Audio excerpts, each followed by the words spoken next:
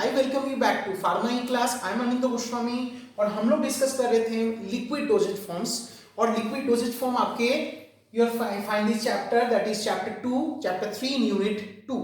सो liquid dosage form की basis, the introduction part we have discuss, उसके classification हमने discuss किया, उसके एडवांटेज डिसएडवांटेज जिस हम डिस्कस किए, and what are the basic excipient जो कि लिक्विड के फॉर्मुलेशंस में मस्ट है, हमको ऐड करना ही है।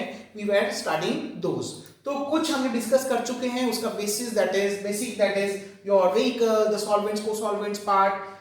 Now we are coming to the decorative or the palatability enhancing excipients. So first and foremost it is the colorants, very important, because to enhance the appeal of the vehicle, जो vehicle है आपका, जो solubilizing solvent है, उसकी appeal को improve करने के लिए, उसके अपील को enhance करने के लिए, आपके preparation को बहुत ही attractive बनाने के लिए suitable colorants are generally used, जो कि आपका जो फ्लेवर भी आप दोगे उसको कंपैटिबल या उसको मैच करना चाहिए।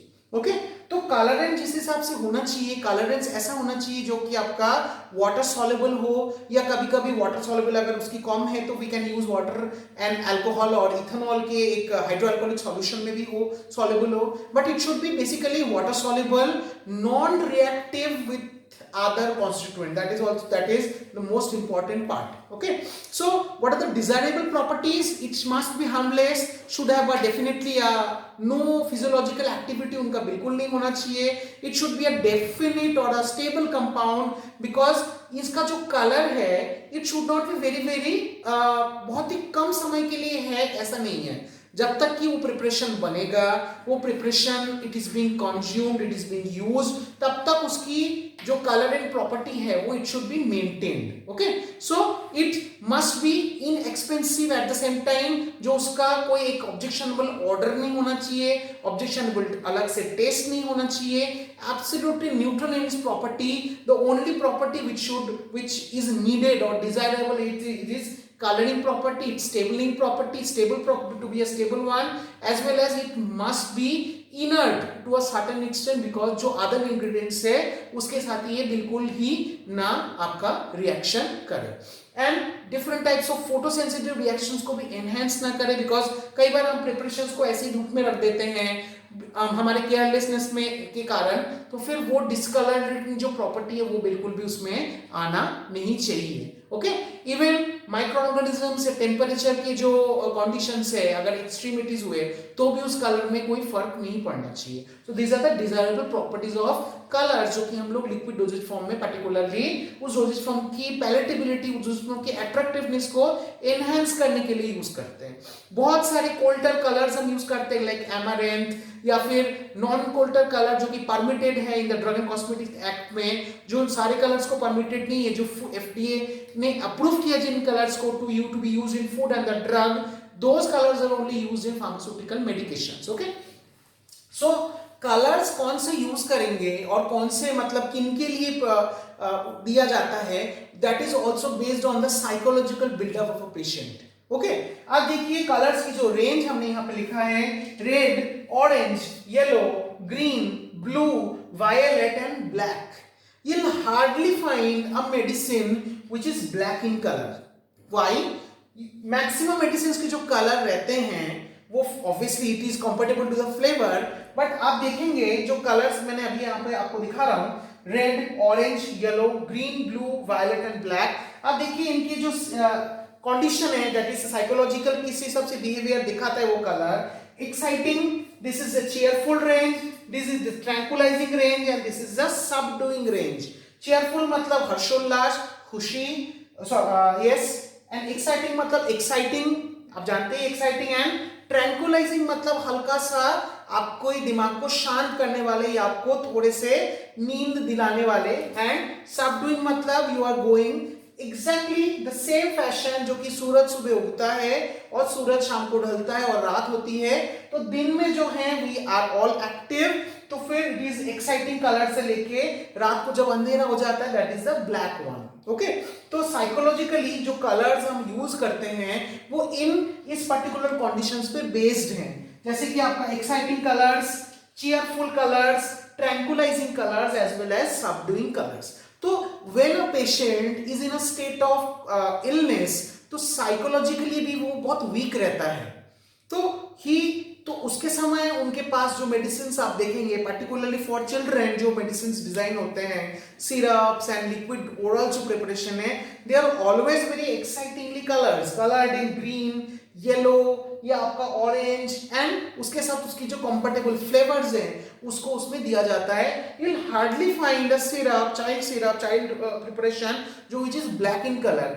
In fact I haven't seen any preparation which is black in colour. Very rarely वो कलर यूज होते हैं, लेकिन red, orange, yellow, green, blue, these are the colors which are generally preferred. जो प्रिपरेशंस माउथ जैसे कि freshness की feel देते हैं, जैसे कि आपका माउथ वॉशेस हो गए, गार्गल्स हो गए, जिसके अंदर वाटर बहुत ज्यादा है, एंड वाटर हम लोग फेंक देंगे, we won't take that water, we will just deodorise our mouth cavity, will wash something and will throw it out from our mouth. उसमें अब देखना वाटर से रिलेटेड जो कलर्स हैं, लाइक ब्लू, लाइक ग्रीन, वो जनरली यूज करते हैं. Obviously colours जो हैं वो कोल टार कलर्स होंगे या अदर सिंथेटिक कलर्स हैं जो कि हमने डिजायरेबल प्रॉपर्टीज से के बारे में बात करें, वो तो उसके मस्ट क्राइटेरिया होना ही चाहिए. तो और that is the most important vital point. Another thing that is it should be compatible with the flavor.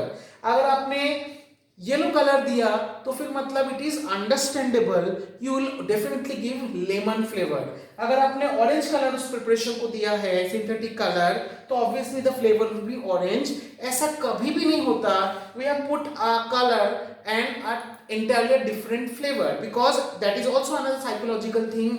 Orange के नाम सुनते से हमारे सामने ऑरेंज फ्रूट की एक छवि आती है, तो when we giving orange color but we have added chocolate flavor, तो it is बिल्कुल ही opposite हो गया, तो हमारे माइंड कनेक्ट नहीं कर पाता है. तो ये सारी चीजें सोचने के बाद, it is all psychology based, it is a very interesting topic.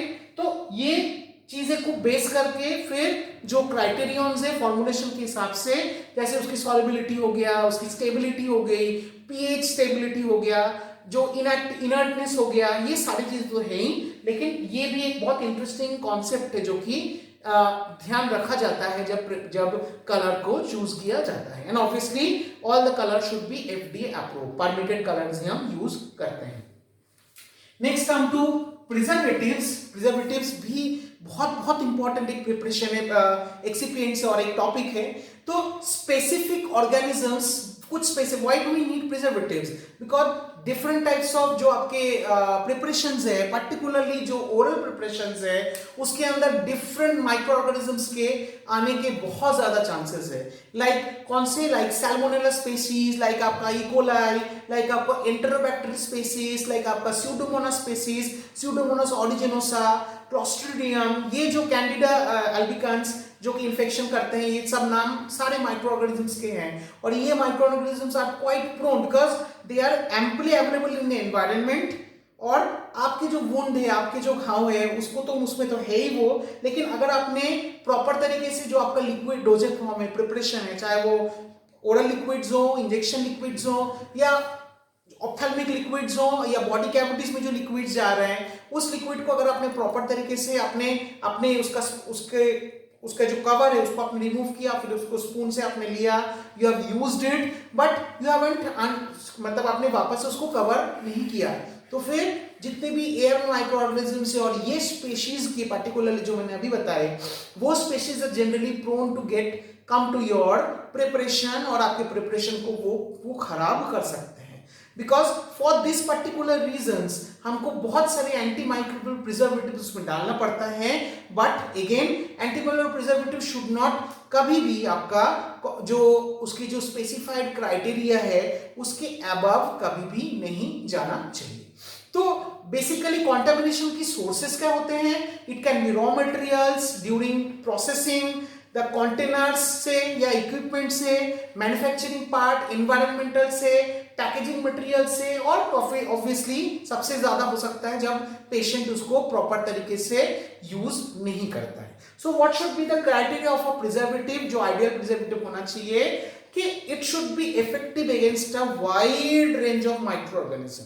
That is the primary criteria. मतलब जैसे मैंने स्यूडोमोनास बोला, जैसे मैंने क्लोस्ट्रिडियम बोला, जैसे मैंने इकोलाई बोला, तो they are having a broad spectrum, तो जो आपका प्रिजर्वेटिव है वो ऑलमोस्ट इन स्पेक्ट्रम को कवर करे, उससे एंटी हो, तो फिर दैट इज गुड।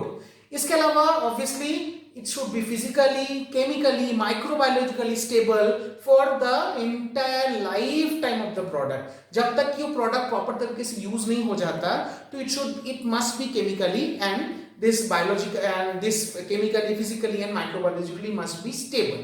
इसके अलावा it must criteria is it should be non-toxic and adequately stable and compatible with other formulation consideration, जो formulation जो components है उसके साथ। और इस प्रिजर्वेटिव के वजह से किसी भी तरह की change in colour, flavour, taste ये बिल्कुल भी नहीं होना चाहिए। तो जितने inert and anti microbial preservatives हमारे लिए होंगे तो हम उसको ज्यादा प्रेफर करते हैं। तो ऐसे बहुत सारे प्रिजर्वेटिव्स हैं जो हम क्लासिफाई कर सकते हैं। आप प्रिजर्वेटिव्स के बारे में फार्मास्यूटिकल माइक्रोबायोलॉजी सब्जेक्ट में पढ़ेंगे डिटेल्स मेथड सेमेस्टर में। यहाँ पे हम जो प्रिजर्वेटिव्स हमारे लिए इस्तेमाल होते हैं for liquids will discuss those only. तो बहुत सारे क्लास ऑफ प्रिजर्वेटिव्स हैं and the first class preservative जो बहुत कॉमनली यूज होता है एसिडिक प्रिजर्वेटिव्स लाइक आपका फेनॉल जो कि 0.2 से 0.5% कॉन्सेंट्रेशन में यूज करते हैं हम लोग। इसके अलावा बोरिक एसिड, बेंजोइक एसिड या उसके सॉल्ट जो कि अराउंड 0.1 से 0.3% या समटाइम 0.5 से 1% भी तक भी यूज कर सकते हैं हम लोग। इसके अलावा क्लोरोक्रेसॉल, क्रेसॉल जो कि एसिडिक प्रिजर्वेटिव्स है, ये कई बार रूटीनली यूज किया जाता है into the liquid dosage form. कुछ न्यूट्रल प्रिजर्वेटिव्स है जैसे कि आपका क्लोरोब्यूटानॉल जो कि हम 0.5% कॉन्सेंट्रेशन में यूज कर सकते हैं, बेंजाइल अल्कोहल 1%। देन इस टाइप के जो प्रिजर्वेटिव है वो हम इसके साथ साथ always the percentage should come. इसके अलावा कुछ मर्क्यूरियल कंपाउंड्स भी है लाइक थायोमार्सल, फिनाइलिक दे आपका PMA and PMN that is phenyl mercuric acetate and phenyl mercuric nitrate जिसका कि बहुत ही कम percentage is sufficient that is 0.002% से लेके 0.05% that much is sufficient. Okay, या फिर आपका 0.01 से लेके 0.1% is sufficient to get the desired anti microbial action. Nitromersol भी is also one of them. इसके अलावा कुछ क्वाटरनरी अमोनियम कंपाउंड्स भी यूज किया जाता है लाइक आपका बेंजैल्कोनियम क्लोराइड जो कि हम लोग 0.004% से लेके 0.02% तक हम यूज कर सकते हैं। एंड ऐसे प्रिजर्वेटिव्स हम लोग कई प्रिजर्वेटिव्स इस टाइप जैसे कि आपका बेंजोइक क्लोराइड हो गया, ये हम ऑप्थेल्मिक्स में भी यूज कर सकते हैं। तो प्रिजर्वेटिव्स चाहे वो एसिडिक हो, चाहे वो न्यूट्रल हो, चाहे वो क्वाटरनरी अमोनियम कंपाउंड्स हो, तो इसका particularly use should be in the specified percentage. We cannot exceed the percentage because if it is fatal for a class of microorganism जो कि living है, तो it can be fatal for us also.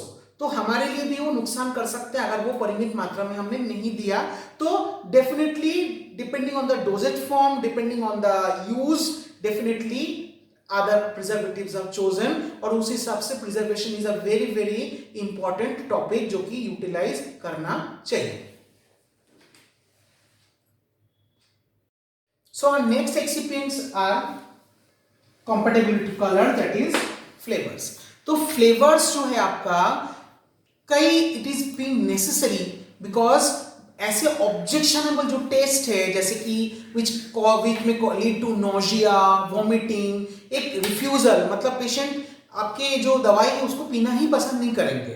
Okay, तो फिर आपको उसको palatability करके palatability improve कराने के लिए उसकी फ्लेवर को आपको जो बिटर या ऑब्नॉक्सियस टेस्ट के जो ड्रग्स हैं या फॉर्मुलेशन इंग्रेडिएंट्स है उनको आपको छुपाना पड़ता है with the help of different types of very attractive flavour ताकि उसकी जो यूजेबिलिटी है, कंज्यूमेबिलिटी है, अट्रैक्टिवनेस, उसकी जो ट्रीटमेंट मतलब उस डोजेज फॉर्म को कैसे आप ट्रीट कर रहे हो वो इंप्रूव करने के लिए यूज किया जाता है।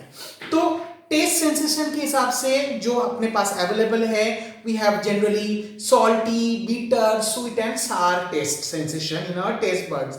तो ऑब्वियसली जो रिकमेंडेड फ्लेवर्स हैं वो भी इन चार को बेस करके ही दिया गया है। डिफरेंट टाइप्स ऑफ जो सिंथेटिक फ्लेवर्स हम लोग यूज करते हैं। If we talk about salty flavour तो we can use the recommended जो फ्लेवर्स है सॉल्टी टेस्ट के लिए we can use maple, we can use butterscotch, apricot, vanilla, wintergreen, mint, ये सॉल्टी टेस्ट देता है।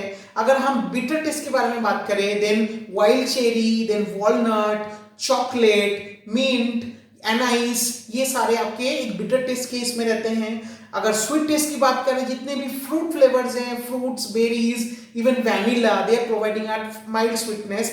एंड सार अगर हम देखें खट्टे, तो फिर that citrus food, liquorice, beetroot, raspberry, ये सारे आपके साइट्रस फ्लेवर्स में आता है और सार कैटेगरी में आते हैं।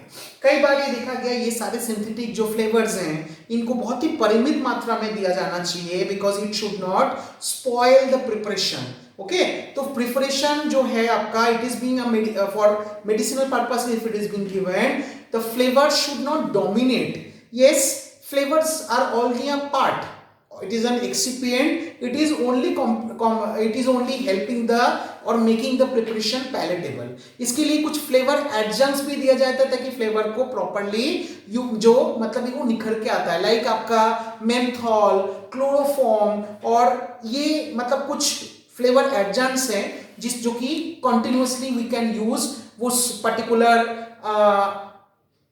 फ्लेवर के साथ हम देते हैं ताकि दिस एक सेंसिटाइजिंग प्रॉपर्टी उसमें हो। ओके, मतलब जब जैसे कि आप जानते हो जो ग्रीन या मिंट कलर की जो फ्लेवर है, मिंट के साथ कई बार हम मेंथॉल देते हैं या थोड़े से क्लोरोफॉर्म की एक टिंट दे सकते हैं ताकि आपके जो माउथ के, पर्टिकुलरली माउथ वॉशेस वगैरह में आप ये चीज फील कर सकते हो कि माउथ वॉश को यूज करने के बाद आपकी जो ओरल कैविटी है वो थोड़े से उसकी सेंसेशन थोड़ी कम हो जाती है, डिसेंसिटाइज हो जाता है वो। तो that is due to the presence of this type of flavour adjuncts. It is not the flavour is mint और flavour is maybe another thing, but उसके साथ ये जो क्लोरोफॉर्म की बहुत कम कंटेंट या फिर आपके मेंथॉल, इस टाइप की जो चीजें हैं वो डिसेंसिटाइज कर देता है आपके जो म्यूकस को, तो फिर वो that is given as a flavour adjuncts. ठीक है, next we come to antioxidants, stabilizers, very important to these are all, this is not a palatability excipient but it is a very needed excipient to stabilize different liquid formulations। okay, so basically antioxidant नाम से आपको समझ में आ रहा है oxidation reaction को रोकने के लिए, एंटी टू ऑक्सीडेशन, तो दे आर एंटीऑक्सीडेंट्स। बिकॉज जो एक्टिव फार्मास्यूटिकल इंग्रेडिएंट्स है जब उनको व्हीकल के साथ मिलाया जाता है, and if the particular vehicle is water and it is मतलब देयर इज एम्पल टेंडेंसी की टू गेट ऑक्सीडाइज, तो उस ऑक्सीडेशन को आपको नलिफाई करना है। इन अदर वर्ड्स आपको सॉल्यूशन को स्टेबलाइज करना है या फिर आपका प्रिजर्वेटिव पर्पस में भी उसको यूज करने के लिए यूज किया जाता है। Like for example potassium sorbate, कुछ व्हीकल्स के रूप में, व्हीकल्स कुछ कलरेंट्स हो सकता है, मतलब प्रॉब्लम करे, मतलब ऑक्सीडेशन करे, तो फिर वो we can use different types of oxidant antioxidants like ascorbic acid, propyl gallate, sodium sulphide, ये कुछ बहुत इंपॉर्टेंट एंटीऑक्सीडेंट कंपाउंड्स है। और ये जो कंपाउंड्स है अगेन इनकी जो खास क्राइटेरिया है, मतलब जो कि it should be given under after proper guidance of the regulatory, it should have a regulatory acceptability। okay, और अदर एक्सिपिएंट्स या ऐसे कुछ इनकॉम्पेटिबिलिटी कंडीशंस में इनके जो यूजेज है, इनके जो फंक्शन है वो अफेक्ट नहीं होना चाहिए। ओके, इसके अलावा light exposure and metal ion impurities, ये भी मतलब आपके प्रॉपर उसके कारण जो ऑक्सीडेटिव डिग्रेडेशन होते हैं उसको भी रोकना चाहिए। तो this are some must criteria जो कि हम लोग यूज कर सकते हैं for the anti microbial as stabilisers and mostly as antioxidants.